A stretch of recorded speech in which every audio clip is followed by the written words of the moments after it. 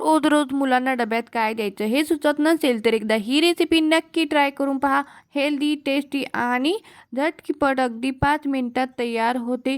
खायलाही अगदी खूपच टेस्टी लागते. चला तर मग वेळ न घालवता रेसिपीला सुरुवात करूया. तर त्यासाठी मी इथे 1 वाटी तांदूळ घेतलेले छान असे स्वच्छ धुवून अर्धा तास फॅनखाली असंच ठेवून द्यायचं आहे. त्यानंतर आपण याची बारीक अशी पावडर करायची आहे. खूप जास्त बारीक नाही आणि खूप जास्त जाडसरही नाही, अशा मीडियम साईजची पावडर तयार करून घ्यायची आहे.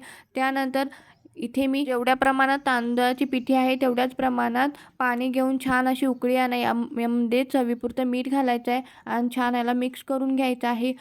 10 मिनिटं असंच ठेवून द्यायचं आहे आणि घट्टसर गोळा असा तयार करायचा आहे. त्यानंतर छोटे-छोटे बॉल्स बनवायचे आहेत. अशा पद्धतीने व्हिडिओमध्ये दाखवल्याप्रमाणे तुम्ही करू शकता. अशाच पद्धतीने मी सर्व बॉल्स बनवून घेतलेले आहेत. छान असं याला आपण स्टीम करून घेणार आहोत. इथे मी छान असे स्टीम करून घेतलेले आहेत. एक 10 ते 15 मिनिटं आपण याला छान असे स्टीम केलेले आहेत.